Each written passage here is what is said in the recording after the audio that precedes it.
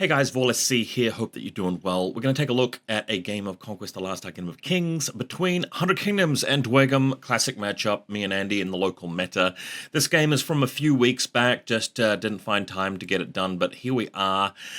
It is on the mission Melee, and 2,000 points as always, so why don't we just dive in to the lists, and I'll run you through it. So this is the same list that I played in the last bat rep you might have seen against Uroni, because, you know, packed all of these miniatures into the box for the game day.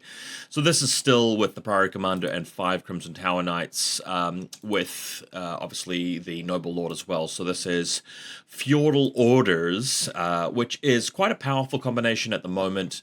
You've got a lot of stuff with just the flat reroll 6s and flurry on all of your command stands that are in combat, basically. And then there's the Supremacy turn where the Priory Commander can give everybody the +1 attacks and Hardened, which is going to apply to the Noble Lord stuff, the Household Guard, both units of Knights, the other unit of Men-at-Arms. So it's pretty strong.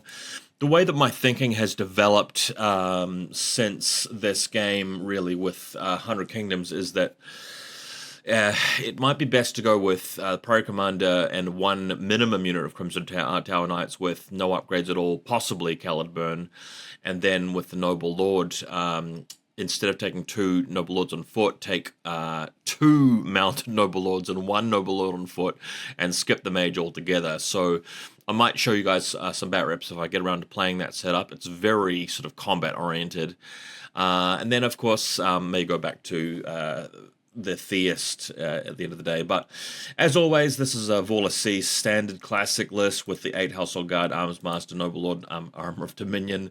Favorite unit of the game, Militia Bowmen, of course, and then the other Noble Lord has got the Caledburn Eccentric fighting style combo for the really fighty close combat.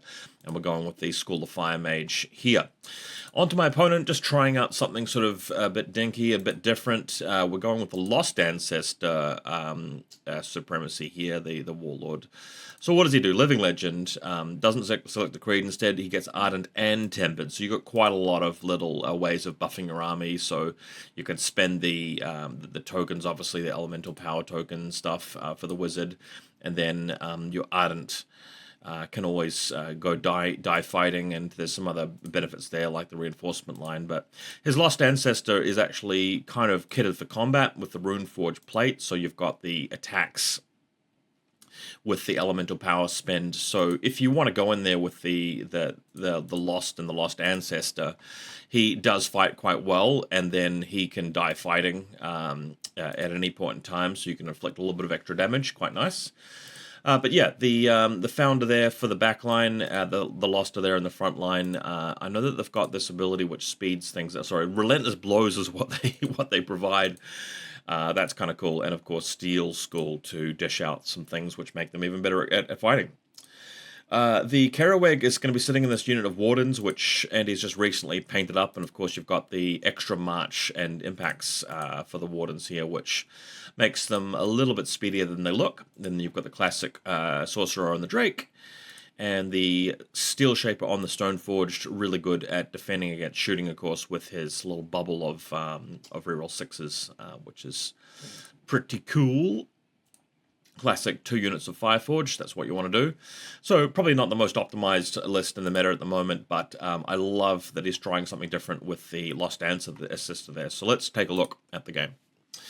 This is Melee, so the photograph, I must say, we didn't have enough of these little circles here, so we've had to use a very transparent one. You can, I mean, you'd have to zoom in really carefully to sort of see that that's sitting there, but ultimately there are these 4 circles, and the big ones are worth 3, the small ones are worth 2, and you get a bonus +2 if you've got several of them at once, and then the rest of the game typically comes down to army points and whatnot. So it's very much a spread out and score kind of mission. Opponent starting turn 1 with his only light regiment, which is the Flame Berserkers, and then me bringing on the Longbows and the Mage's Crossbowmen unit. The Militia Bowmen didn't roll the 4 or less they needed to show up this turn. So when we go into turn 2, that's when the Noble Lord brings in the Household Guard as an automatic pick. We do roll up the Militia Bowmen, that's this card sitting right here, but fail the rolls on all of the other mediums, which is annoying because I was rolling for 2 units of Knights and a unit of Men-at-Arms, but none of them appeared. So opponent is able to rush onto the board with his Wardens. These guys, again, they are sped up with their little crown that gives you more march distance, so they're able to just roll onto this little 3-inch bubble zone here, which is nice.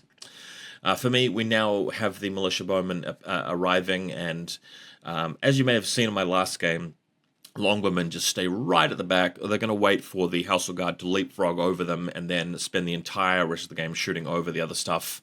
Or if he presents some brutes or a certain dragon, we'll shoot over our own units at them, and just trying to keep Longbowmen safe so they can just fire, for like 8 turns in a row or something.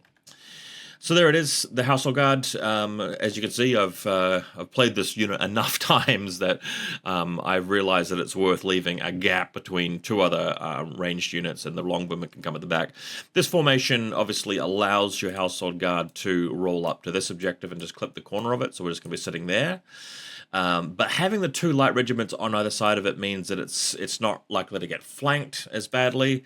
So we can hopefully deal with 1 unit at a time head on and drive our way through the Dweghom forces in combat. And remember, this is a feudal orders list, so that Household Guard regiment will have a turn with +1 attacks and hardened. Not that it needs it, given it's got Armor of Dominion, but the extra attacks is kind of helpful, and hardened, I guess it is useful against brutal impact. You can also see that he has got a unit over here. This is the Warlord's regiment with the Lost.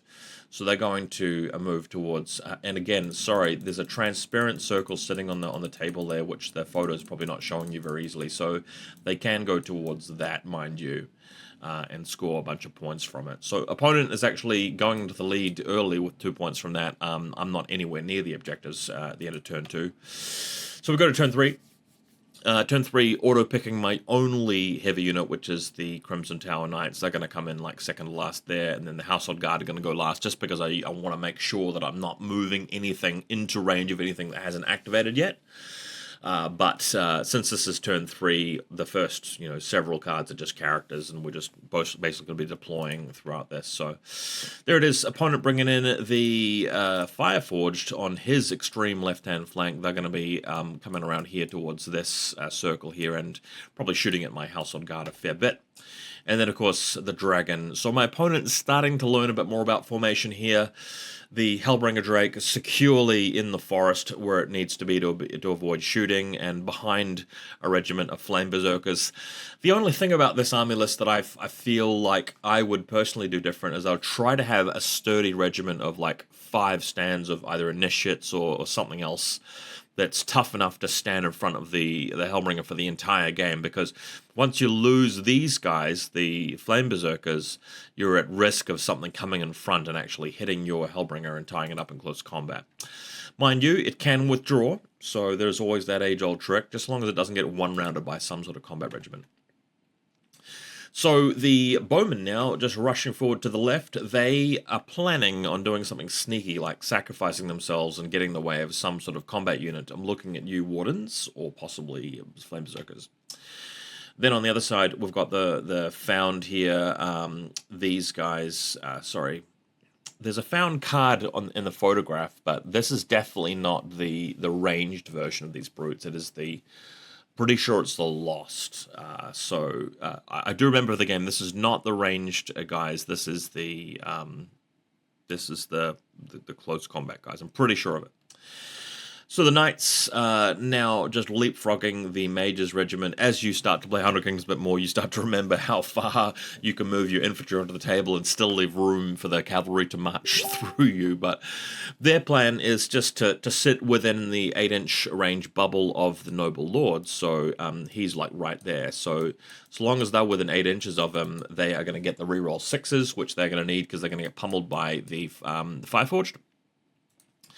and they're up there, and also probably the Hellbringer Drake. But another facet of my plan here is to use the Mage to put the Spell Vortex thingy on them, which, where is it? Let me just explain what that is. So, Chapter Mage, Elemental Vortex, target friendly regiment until the end of the round. Enemy spellcaster counts as having rolled 2 less successes. So that means that if they get hit by a fireball and he rolls 4 successes, they only take 2 hits, which is really helpful. Okay, and then right next to the Household Guard, we've got another regiment here. It's the Sword Boys, men-at-arms, with the Caledburn guy sitting in the front there, just tucked in behind the Militia Bowmen. Happy to deal with the Wardens head-on. The Caledburn will actually do a little bit of nasty work on them. And the cool thing here about the men-at-arms is that they will, again, have that 1 supremacy turn where they will get the benefit of this First Blessing supremacy here. So know that it says Harden +1. Love that, because down here with our seasoned veteran, he's got Harden 1. So they're going to go up to Harden 2, which will really help them stay alive, because with Defense 3 and reroll 6s, they should be able to tank a fair bit. And with the regiment sized the way it is, hopefully the resolve will be decent as well. So opponent just moving forward a little bit here, not going too far forward, and just sitting on the side of this objective so that I can't move anything to contest there, and he's of course just waiting out, and he's got this unit at the back here. I think this is the ranged version of the Brutes. I can't 100% remember, but the models that he's put in the field are both the combat version. Let me just double check what I put on the list. I may not have actually recreated his list perfectly. I mean, they're both 180 points, so they might have been both found or both lost or whatever, but I know that he had at least 1 unit of the combat brutes. Right. Moving on. So we've got the precious unit of Crimson Tower Knights coming over here to the left. The idea being that next turn, what I can do is I can march and then charge, and when Crimson Tower Knights do that, they get +1 impact, which is a lot of impact hits. Devastating charge. If you march then charge, you get +1 impact and line breaker. That's nice. So they start at impact 4, they go up to impact 5. I've got 5 knights, so that's 25 impacts at Clash 3, Brutal 2, Terrifying 1. Then you've got another 5 from the Priory Commander. Presumably the Devastating Charge affects his impacts, and he's at Clash 4. Again, Brutal 2, Terrifying 1. So if they move up and wipe out that Brutes unit, that will be putting my opponent under a lot of pressure there. So opponent sees that, and he chooses to bring in his Stoneforged. I must say, I've never really noticed how much detail has gone into these little gems at the back. Look at that. That looks cool, doesn't it?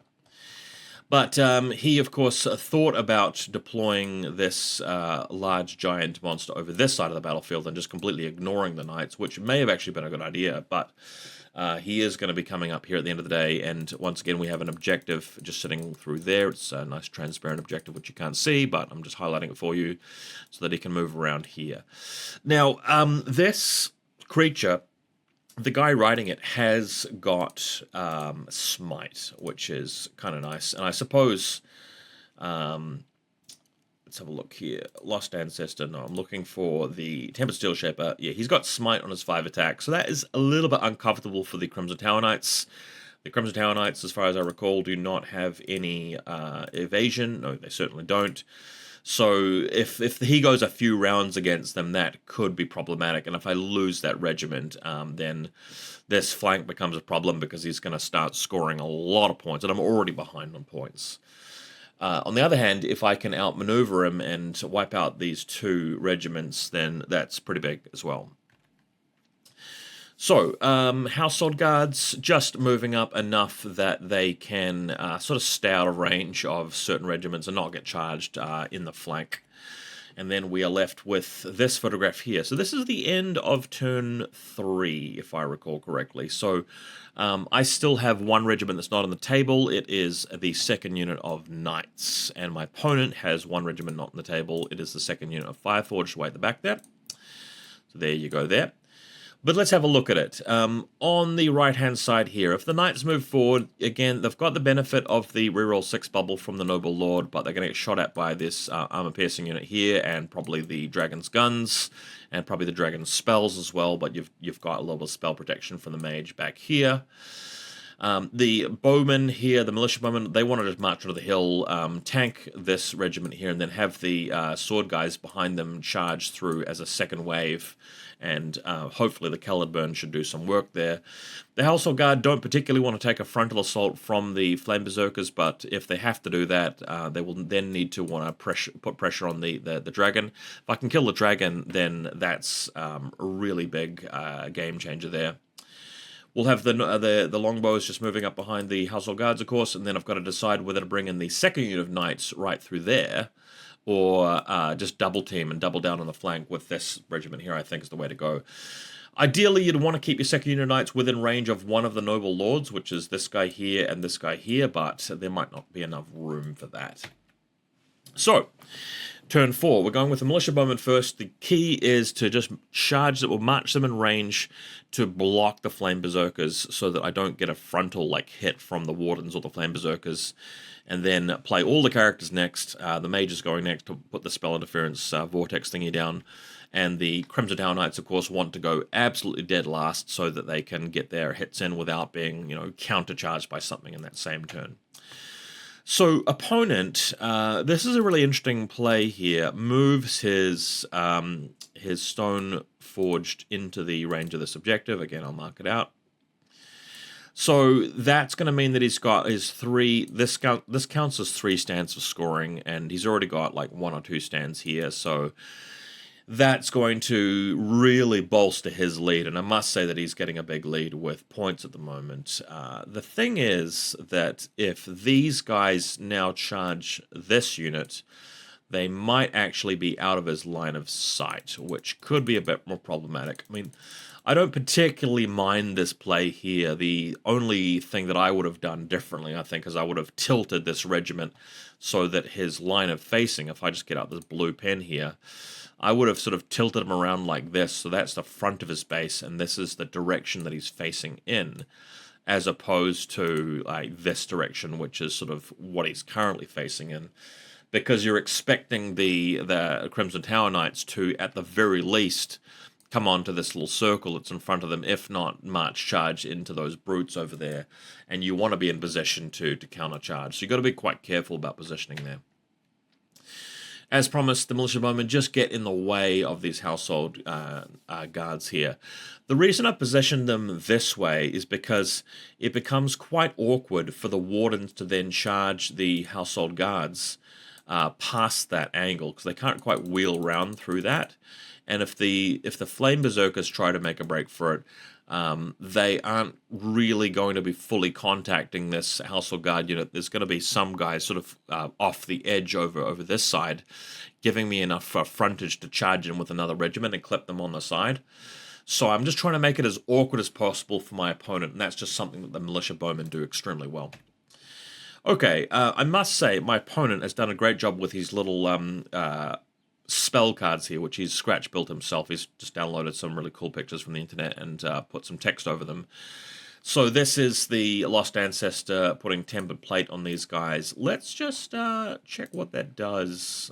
Tempered Plate, is it hardened? No, it's Indomitable and Tenacious 1. Okay, so he's expecting to possibly get into combat with them. Fair enough. The Mage putting the Elemental Vortex on the Knights. Again, this is one of my opponent's cards, which he's provided for me. Amazing idea, really. I love that picture. And it's a great little thing for a Vortex there. Opponent putting Rancor down on the Flame Berserkers, but we're not really seeing any movement just yet. We do have the unit of Brutes there coming a bit further forward onto that little zone, so that if the Wardens move off the zone, he's still scoring with the Brutes at the back. As foretold, the Longbowmen move in behind the Household Guards, getting ready to fire over them with Arcing Fire ability.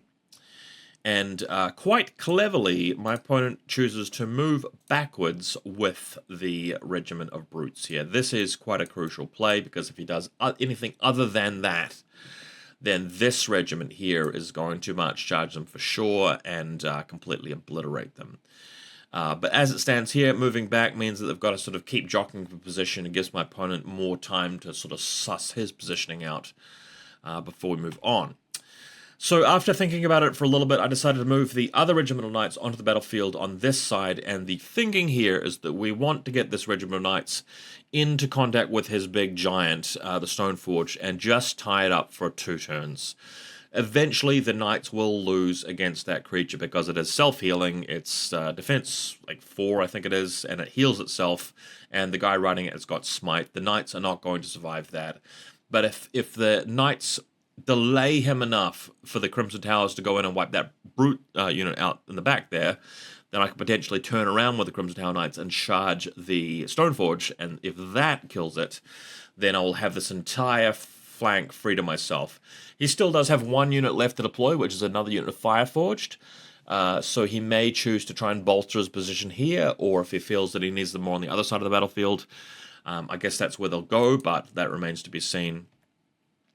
So over here, we do have the Fireforged, not Fireforged, Flame Berserkers is what I meant to say, charging the unit of Militia Bowmen. As you can see, this sets them up for a countercharge from either the Household Guard or, more probably, the Men-at-Arms to the bottom left side of your screen there.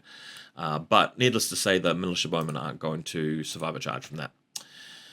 Beautiful, glamorous close-up photograph of the Fireforged, putting the Militia Bowmen into the flame bin. Another close-up here on the Sorcerer, Tempered Sorcerer, dishing out some spells. Of course, he can fire, Fireball at the Militia Bowmen or the House of Guard or whatever he wants to do there.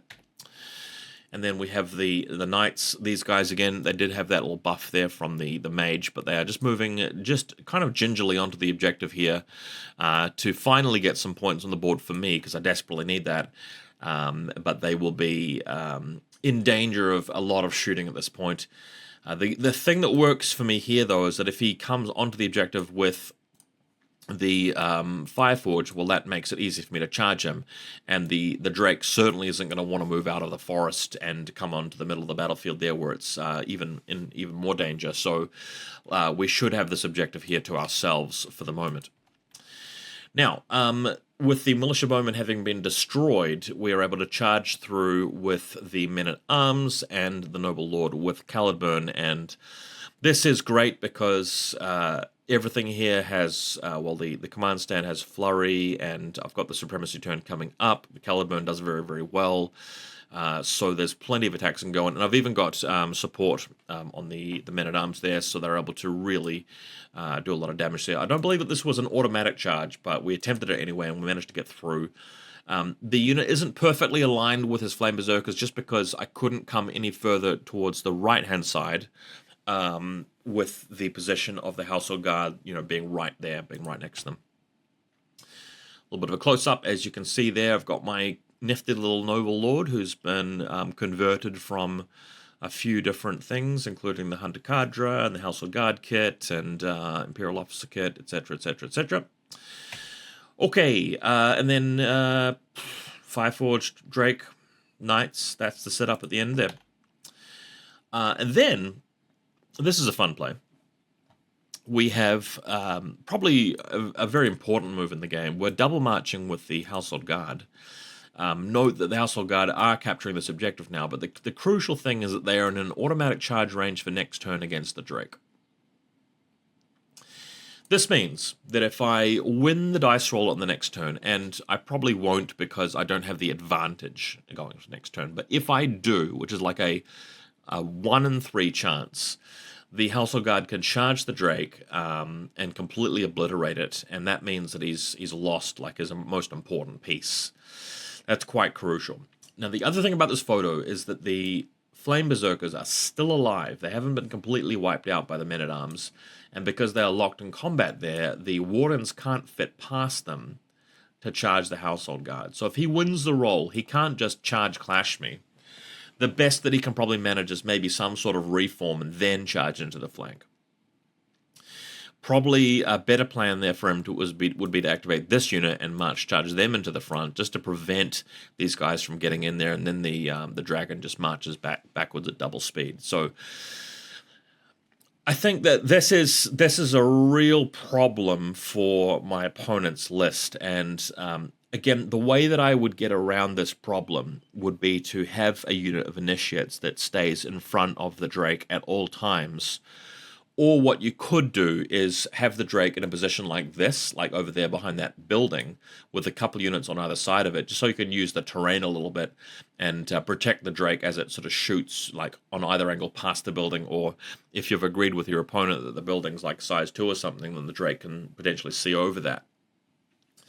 But this situation, as you can see, makes it really hard for my opponent to win now, because he's got to sort of force his command stack to operate a certain way. All right, so second unit of Fireforge coming through. My opponent's decided to deploy them over here because he really feels that he needs to shoot at close range at the Household Guard and also deal with the Knights as well. But what this deployment means is that it's not going to be... He's not reinforcing the other side of the battlefield where he's only got the Stoneforged and one unit of Brutes up against the massive unit of Crimson Tower and the Knights. And although it's 2 units versus 2 units, because I've got speed there and I've got that that long distance damage with the Crimson Towers, I might be able to win that entire flank of the battlefield. Speaking of which, the Crimson Towers march onto the zone and within march charge range of those Brutes in the far distance there. So here's another photograph of it, and the critical thing about this, and I'll just try and point it out to you with the pen here, is that I've tried to wrangle it so that the line of sight of the Stoneforged is like that, and the Crimson Tower Knights are out of line of sight of him right now, because you can see this arc here. So the best that the Stoneforge can manage here is just to march forward and then charge the flank of the Crimson Towers, which would stop them from charging. That allows this unit to go through, and then I can counterattack with the Knights here. But the problem is that if he starts with that order of activations, then the Household Guard can just charge the Drake and wipe it out. And that means that this flank here is going to go really badly for the Dweghom. Or at least you'd think it would, because he's got like 4 other regiments there, but, you know, remains to be seen. The thing is that I believe that my opponent will pick something to go on the top of his command stack to try and counter the Household Guard first, which means that I can charge through here with my first card, wipe these guys out, and then the Knights can come into the Stoneforge next, allowing me in the following turn to turn around with the Crimson Tower Knights, wipe out the Stoneforge, and I've got this entire side of the battlefield to myself, allowing me to move the Knights to one of those objectives and even come around the back with the Crimson Tower Knights, and that's how I will hopefully win. So that is reflected in the command stack ordering here. We've got the Crimson Towers first, then the Household Guards, and then everything else, and then the Men-at-Arms last, just since we need to clear out the Flame Berserkers before we move into the next target, and the Mage and the Longbows could potentially do that. So I actually managed to win the roll here and go in with the Crimson Tower Knights as promised, and again, I mean, with the amount of damage that they do on the charge, these Brutes just don't stand a chance. It's just extreme. On this side, as predicted, my opponent fearfully march charges the Fireforged into combat with the Household Guard, preventing them from killing his Hellbringer Drake. And they get onto the objective at the same time, which is good for them. They can't quite get all of their stands aligned with the Household Guard just due to the original positioning, which is going to leave a little bit of a gap there, which I can take advantage of, excuse me, right here with the Knights, as you can see. So over here, the other Household Knights charge into the Stoneforge, doing very little damage to it. I think this is the Supremacy turn, by the way, but the crucial thing is that in the background you can see those Crimson Towers there ready to turn around and just do a bit of a wheelie and then crush the Stoneforge in the following turn. On this side, we've got the other regiment of boys here, not really able to do very much except maybe give out some sort of buff if they have that, Relentless Blows or whatever it might be. On this side, the Knights do charge into the Fireforge that are currently in combat with the Household Guard. This puts 3 scoring stands onto the zone, well, further into it than they were before, and does a little bit of impact damage onto the Fireforged. And that, interestingly enough, is able to clear out one stand of Fireforged. I think that the reason for this photograph, the way that we played it, is that the impact hits alone killed that one stand of Fireforged, and that rendered the knights free of combat, because they can't actually just sort of get subbed in there. That's not how the impact hits rules work. Once you've resolved the impact hits, if the regiment isn't in contact with the enemy regiment anymore, then I don't believe they just get pushed in. I don't think that works that way. So they can just move again and just move up here and get ready to attack the Fireforged in the background. At least I think that's the way it's played. Just correct me if that's not the case. Over here, we have the Household Guards, who are able to activate and kill the remaining two stand of Fireforge, and then charge the Hellbringer Drake anyway, which is not really what your opponent wants to see there. But this will mean that he can now flank me with the Wardens by reforming and charging. So in the following turn, again, if he wins the roll, the Wardens can attack the Household Guards in the flank, which might kill enough stands there to prevent me from wiping out the Sorcerer straight away. Then the Fireforged, of course, blasting the Knights, leaving them with one stand remaining. Over here, the Flame Berserkers activating and taking a bit of a swing at the Swordsmen here, the Men-at-Arms, but of course not getting too much damage done because the Swordsmen are Defense 3 reroll 6s. On this side, the beautiful Stoneforge battling away against the Knights, doing a fair bit of damage to them as you'd expect, especially with the Smite Rider there. Longbows still plugging away. The longbows can actually have a go at the stand of Fireforge now, and if they can clear them out, then the swordsmen can actually go into the Wardens, who are trying to attack, trying to be going after the Household Guards. So I'll have the Men-at-Arms conveniently involved in that combat. Knights versus Giant Behemoth, close-up photos. I just can't believe how well painted this Stoneforged is. It's really beautiful to look at. Look at that. Oh, all right. The Mage wheeling around, and what she's attempting to do is to get the crossbows in range of this regiment, and possibly even a fire dart as well. Because if we can eliminate it, then the swordsmen can go after the Wardens, which would be ideal. Not quick enough, though. The Wardens do a reform, and they charge the Household Guard, and that is enough to obviously tie them up, but he can't clash until next turn. And then over here, unfortunately, the swordsman, because his Flame Berserkers still haven't been killed by all of those bow shots, the Men-at-Arms have to actually do it themselves by clashing and then charging, but because he's removed the two stands that were covering off the character, he doesn't get his 8 attacks with Caledburn, so not really killing them very quickly. But we do finish them off and then charge the side of the Wardens. So next turn, this is going to be a real brawl where there's going to be a lot of casualties both sides by the looks. So that is the battlefield. As you can see, it's looking pretty good for the 100 Kingdoms, because this regiment here, let me just grab this, this regiment here could just turn around and wipe out that. And if they can do it before the knight dies, then the knight can just simply rally and walk over to this objective, and the Crimson Dowers can stay here, and I'm just scoring from both zones for the rest of the game. Or, if it looks that I'm going to be losing, these guys can come back around here and attack something towards the middle. Then, of course, this massive brawl, which involves the Drake, the Wardens, the Flame, Drake and the Wardens, basically, versus the Men-at-Arms and the Household Guard. That's probably going my way, and then in the background, I've got a couple of shooting units which can actually shoot into combat if they need to. And these two regiments here will be joining in to try and even things up. So we're going to go Household Guard first, just since they're in contact with the most stuff, and then we're going to work our way throughout there. Over here, Household Guards swinging at the Sorcerer, and also putting some attacks into the Wardens. They can't use all of their supports there because they're being flanked. Over here, the Wardens taking a colossal amount of damage, but they're able to attack back into the Household Guards and get a little bit done, but there's just not many of them left. And then, of course, you've got the Hellbringer Drake able to attack back somewhat, and the Sorcerer able to fire some spells, well, a spell directly into close combat. Of course, as promised, the Crimson Tower Knights turn around, charge the flank of the Stoneforged, and just absolutely hammer it into the ground, as you'd expect. Fireforged able to, you know, they can pick. They could shoot at the household guards, who might actually be in the forest at this point, or they can obliterate that one lone knight.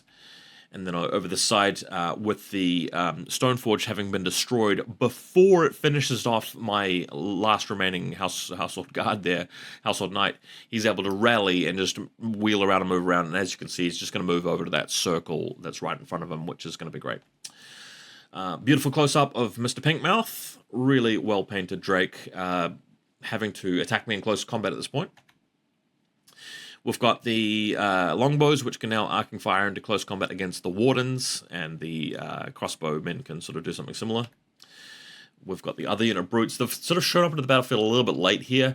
These guys might have been better off looking for an opportunity to come through at a point, maybe to the extreme left or extreme right, where they can get into combat, rather than coming in like 1 or 2 waves at a time. Probably not the best use of them, because they're not the best close combat unit, but they can do work. But at this point, they're a little bit late to the party. They come through here, and they're up against, you know, Defense 3 unit that's got rerolls, and of course Caledburn, and they're moving off of that circular zone behind them, so they're not scoring anymore. So crossbows moving through, pelting the Warden and his merry men, and the Ardent Kerawegh. That's them there, bit of a close-up on them before they are removed from play, and that's pretty much it. So we called the game there. It is a win to 100 Kingdoms. Little bit experimental Armulus, probably from both sides, and a few mistakes here and there, but always good to get the experience in. Love seeing the new Dweghom, and on my side, I'm going to be trying out probably just a little bit heavier on the Mounted Noble Lords coming up soon, so keep your eyes out for that. It might have to be on Tabletop Simulator, because I want to try running like 3 regiments of knights, and I just don't have the miniatures for the in-person side of things. Continuing to paint the Weaver Courts as well, by the way. They'll probably be ready sometime next year. But for now, thanks for watching. Catch you later.